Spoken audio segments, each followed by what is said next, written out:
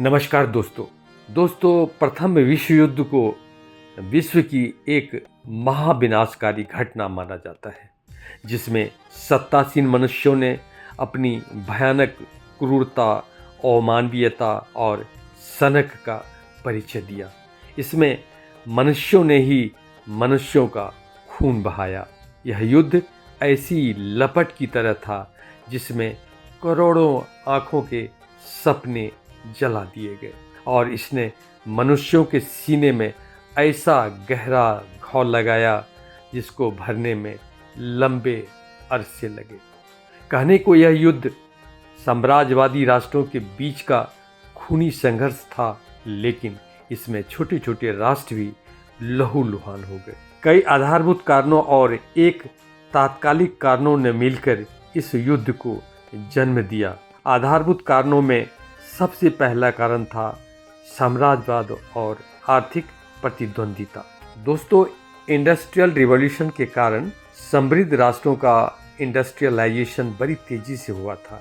ऐसे देश अधिक से अधिक तैयार माल को बेचने और कच्चे माल की प्राप्ति के लिए बेचैन थे। उन्हें तैयार माल को बेचने के लिए बाजार चाहिए था और कच्चे माल तथा सस्ते मजदूरों के लिए प्राकृतिक संसाधनों से संपन्न पिछड़े देश।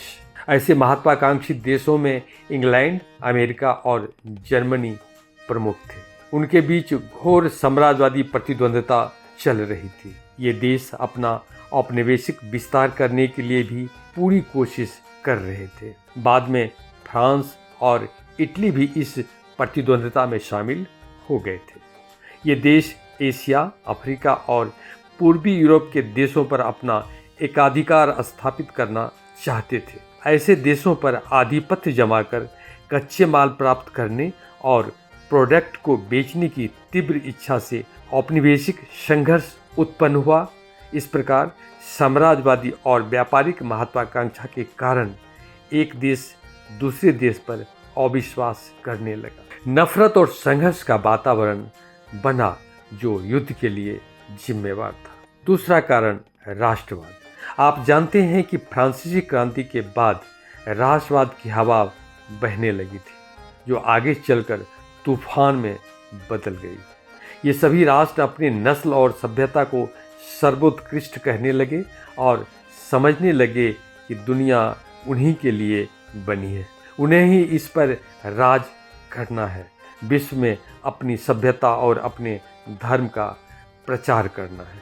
इस तरह उग्र राष्ट्रवाद के उन्माद ने विश्व को महायुद्ध के खतरनाक मोड़ पर लाकर खड़ा कर दिया। तीसरा कारण सैन्यवाद और सशस्त्रीकरण। राष्ट्रवाद, आर्थिक प्रतियोगिता, अंतर्राष्ट्रीय तनाव के चलते यूरोप में सैन्यवाद की प्रक्रिया बड़ी तेजी से चल रही थी। जर्मनी ने सैन्य शक्ति को बढ़ाना शुरू किया तो इंग्लैंड ने उसे चुनौती समझा। वह भी अपने मिलिट्री पावर को बढ़ाने लगा। हर देश अपनी सैनिक शक्ति को राष्ट्रीय प्रतिष्ठा समझकर उसको और भी बढ़ाने में अपनी ताकत झोंकने लगा। सैनिकों की संख्या बढ़ाई जाने लगी। शस्त्रों का निर्माण बड़े पैमाने पर होने लगा। ऐसे में राष्ट्रीय भावना में उबलते देशों के बीच पारस्परिक भय, घृणा और संदेह का माहौल बन गया। देशों की आंतरिक और विदेश नीति भी प्रभावित होने लगी। इस तरह युद्ध के लिए विस्फोटक स्थिति बन गई थी। चौथा कारण कूटनीतिक संधियां। विभिन्न देशों की कूटनीतिक संधियों ने विश्व को गुटों में विभाजित कर दिया था। गुप्त कूटनीतिक संधियों के कारण अराजक स्थिति उत्पन्न होने लगी थी। संपूर्ण यूरोप में संदेह का वातावरण बन रहा था, जिसकी परिणति युद्ध में होना ही था। पांचवा कारण प्रेस और मीडिया का प्रभाव।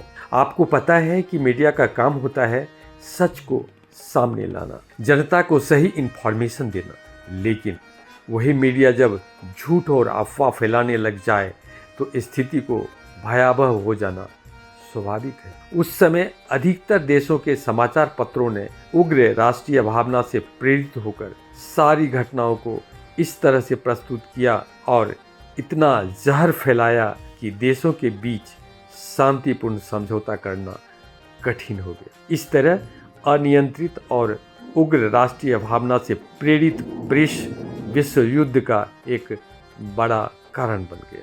छठा कारण, अंतर्राष्ट्रीय संस्था का अभाव। युद्ध के पहले यूरोपीय देशों में अंदर ही अंदर उबाल पैदा हो रहा था। युद्ध की पृष्ठभूमि तैयार हो रही थी, लेकिन उस समय वहाँ कोई ऐसी अंतर्राष्ट्रीय संस्था नहीं थी जो युद्ध की चिंगारी को भड़कने से रोक सकती थी।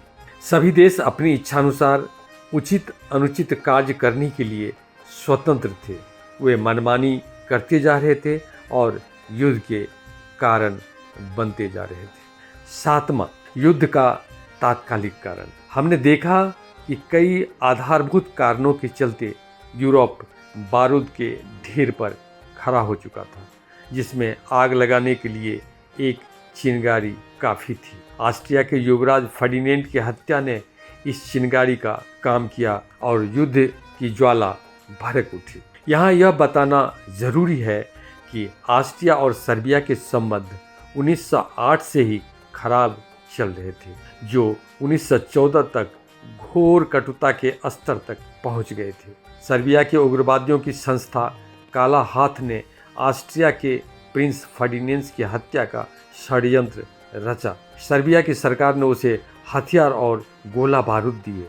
28 जून 1914 को जब फर्डिनेंड अपनी पत्नी के साथ बोस्निया के शहर सेराजीवो गए तो एक षड्यंत्रकारी ने प्रिंस और उसकी पत्नी की हत्या कर दी। इस घटना से ऑस्ट्रिया के लोग गुस्सा में उबलने लगे। वहाँ की सरकार ने इस घटना के लिए सर्बिया को दोषी ठहराया और 28 जुलाई 1914 को ऑस्ट्रिया ने सर्बिया पर आक्रमण कर दिया और इस तरह प्रथम युद्ध की ज्वालामुखी फूट पड़ा। संपूर्ण विश्व एलाइड पावर और सेंट्रल पावर नाम के दो गुटों में बट गया। एलाइड पावर में इंग्लैंड, फ्रांस, रूस, सर्बिया, जापान, पुर्तगाल, अमेरिका, रोमानिया, यूनान, साइबेरिया, ब्राज़ील, ग्वाटेमाला आदि देश थे।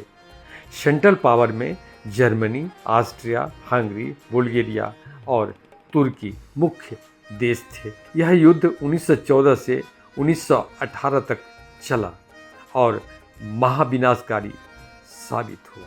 मानवता खून से लथपथ हो गई। युद्ध में विजेता और पराजित दोनों देशों को भारी कीमत चुकानी पड़ी। लगभग 80 लाख सैनिक इस युद्ध में मारे गए। लगभग 2 करोड़ व्यक्ति घायल हुए। अपार धन संपदा नष्ट हो गए। विश्व व्यापार पर इसका बहुत ही बुरा असर पड़ा। इस युद्ध ने दुनिया के आर्थिक, सामाजिक, सांस्कृतिक वातावरण को पूरी तरह से डामाडोल कर दिया। युद्ध से हुई क्षति को पूरा करना आसान काम नहीं रह गया था। Thank you.